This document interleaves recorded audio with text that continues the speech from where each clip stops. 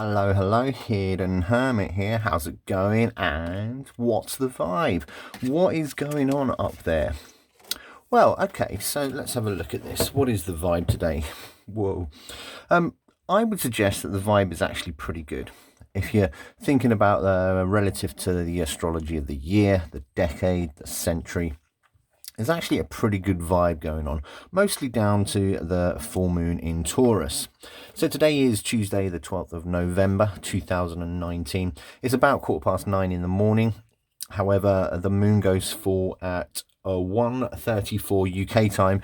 If you want to work it out for your own time zone, feel free to do so. I'm not going to do it for you because I'm feeling pretty lazy.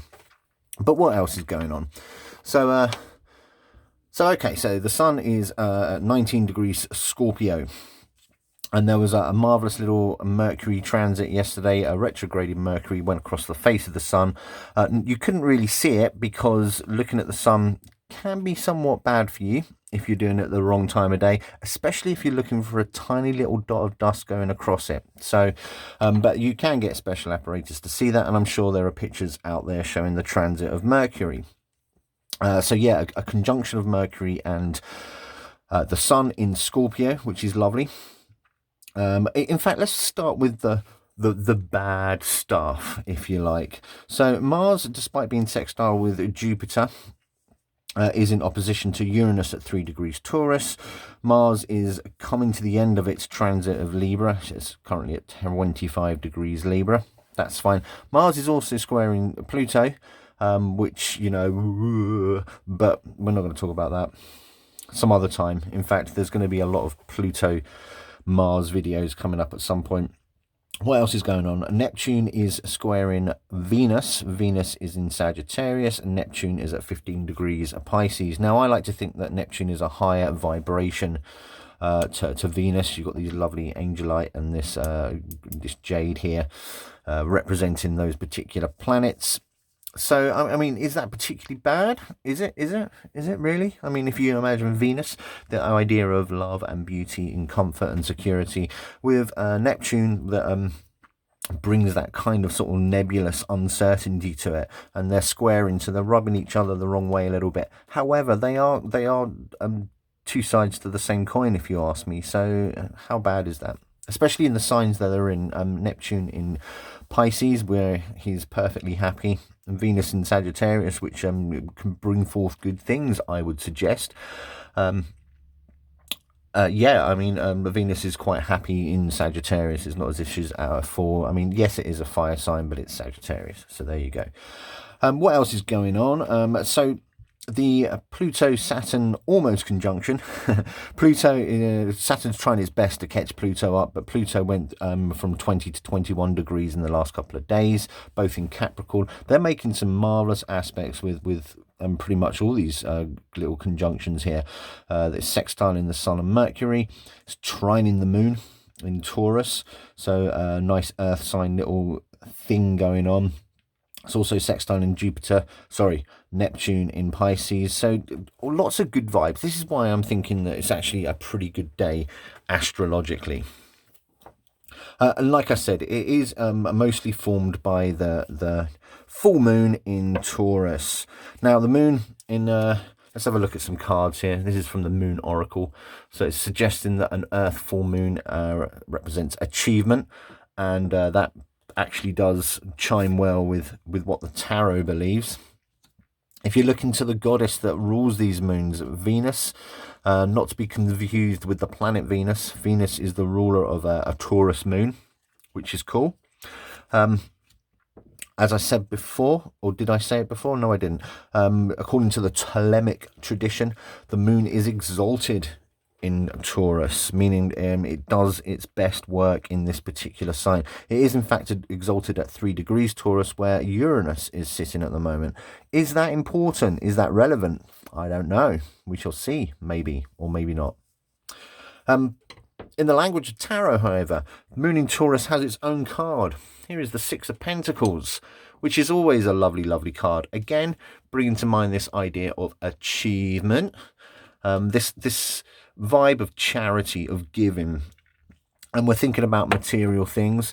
I am coming to understand that the suit of pentacles doesn't just mean health and wealth, money, that sort of thing, but time is becoming an important factor as well. I see it come up in readings all the time. So being generous with your time, as well as anything else physical, you know, cans of soup, money, pebbles, that sort of thing, real visceral things, being generous with that sort of thing, which is a marvelous vibe, isn't it? It's excellent. It's excellent. This is what the Taurus moon does, and it is a full moon. So I actually went for a wee walk at 3:30 this morning. I live in Glasgow in Scotland, so 95% of the time it's cloudy, but it was a lovely clear night, and I watched the moon sort of heading towards the western horizon, and it was spectacular. It was absolutely glorious. So if you do have clear skies, it is coming up to the middle of November, so those crisp cold nights do bring a sense of clarity, and you know, heat can blur the atmosphere, but cold makes it really crisp. It looked amazing. So there's the Six of Pentacles. I just had a couple of other cards to sort of suggest the other vibes. There's the Sun in Scorpio, combust with a retrograde Mercury. Now, I think the previous two retrograde Mercuries were pretty brutal this year. This one actually feels not so bad, and I'm saying that with a pinch of selenite, because you know, Mercury retrograde can go bonkers at any moment. Usually I find when the day Mercury comes out of its stationary period, those first few days are usually the harshest, but this time round, a pinch of selenite, it's been all right. I just wanted to demonstrate what the moon in Taurus looks like in tarot. So you have the High Priestess suggesting the moon, and Taurus represented by the Hierophant. Two people at the top of their learning game, I would suggest. And I always find it quite interesting that the Six of Pentacles does have a kind of a Hierophant vibe about it. You've got two people seeking knowledge from this person here, and two people seeking pennies from that one there. And I also like to think that the High Priestess and the Hierophant, you know, they're both sitting on thrones between two pillars. They're both attained the knowledge that they needed. So it's a pretty good sort of juxtaposition, if you like. So, yeah, so far, I would suggest it's a pretty nice vibe. So what does chance happen to say about this? So let's do the whole dice thing. Let's see where our messages are coming from.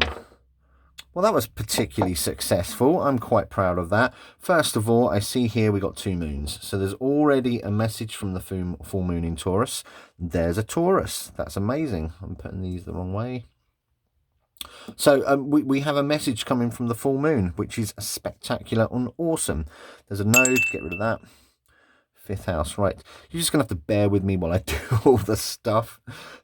Mercury up here, a bit of Capricorn vibe going on over here.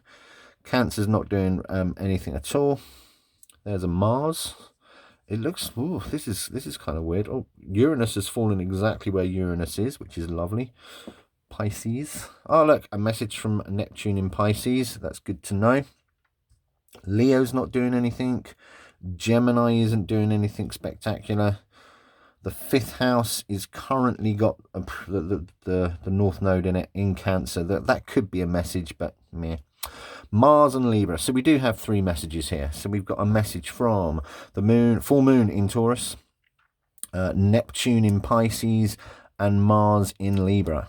Let's do this. So I'm using Delphi today. It's Delphi's turn to do a What's the Vibe video. She has been cleansed and shuffled off camera, but well, I'm just giving it a nice little shuffle here. So you know that I'm not scripting this. I always say that. It's very clear I don't script these things. Hence all the that's my way of proving to you that I'm not just, you know, writing it, doing something edited. None of that nonsense. Okay, so as I said, Delphi is shuffled, so let's just do this, shall we? So, first of all, let's take a message from Mars in Libra. Boom. And then we're looking for the full moon in Taurus. And this is where my new brand spanking new S10's camera aspect does wonders. I'm not bragging. Not really. Finally, a message from Neptune in Pisces. So interesting, out of these 3 messages, as I've said, the moon is exalted in Taurus and Neptune is at home in Pisces. Mars in Libra is an interesting one, I would suggest. Mars is actually in its detriment in Libra. Mars likes that force, likes things to happen, whereas Libra's like, well, you know, let's just keep things kind of equal. And Mars is like, no. So that's why Mars is in its detriment. Also, Mars, its ruling sign is Aries, which is, of course, opposite Libra. Anyway, let's get down to this, shall we? What's the tarot saying about this sense of chance? So, messages from Mars in Libra is the Tower. That is amazing. That is amazing. Now, I think the Mars can't wait to get out of Libra. Get out of Libra and get into some, you know, some Scorpio vibes. Mars loves Scorpio. So there's the Tower. So what does this suggest? Is it suggesting that this lovely vibe of equilibrium is going to be what I'm getting the sense that Mars wants to upset things. It's trying its best to bring forth a little bit of a weight on one side, but the Libra energy is like, nah, mate, come on, let's just keep things nice and balanced for the moment. Mars is itching to go, though. Now, as tarot cards go, I happen to think that this one is not quite as devastating as, say, the Waite-Smith, for example. There is a kind of... Well, for a start, this tower is still intact. I mean, there's all sorts of Lovecraftian goo flowing out of its windows. But you know, it's actually... I think I'm showing off a bit too much now. Let's put that back to a better aspect. Or not. No, let's just have a look at this. The Lovecraftian goo that I was suggesting there. Okay, so yeah, the tower comes out here. So it's almost saying that Mars in Libra, yes, the Mars is in Libra. It's like as if we didn't know. Here's going to be a good one. So what is the message from the full moon at the moment? Please be a good card. Please be a good card. Ooh, that's amazing. It's a moon card. It's the moon in Sagittarius. Interestingly, the next moon phase is the new moon in Sagittarius. This is the 9 of Wands. So you get this sense that the Taurus moon is all about achievement and charity and giving and stuff like that. The 9 of Wands energy is one of, you know, you've fought your battles and you're a little bit battle hardened from it. You have your scars, you're dripping with blood, but you made it. You've achieved it. In fact, it's a card of strength and valor and courage, which is great. So is this Taurus new moon suggesting that, you know, we're perfectly comfortable at the moment, but it's been a hard slog to get here? Now, I don't want to be a little bit of a naysayer, if you like, but, you know, the astrological vibe moving from now until, well, December next year is pretty bumpy. So I like to think that this vibe is a pretty good vibe at the moment. The 9 of Wands here, it's a lovely solid card, you know, and it is a card that suggests achievement. We've also got a lot of fire going on here as well. What is that all about? Okay, that's a great message actually from the moon. It's in fact, like, thinking about this, so we're at the full moon in Taurus. The next phase is the new moon in Sagittarius. It's almost suggesting that the next 2 weeks could be one of achievement, or indeed it could be one of trying to force that balance to be, I don't know, that Mars, it's getting restless, isn't it? Poor Mars.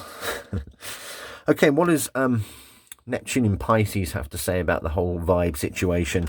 It is saying the 10 of Swords. Well, that's glorious, isn't it? Thanks, Neptune. So Neptune in Pisces.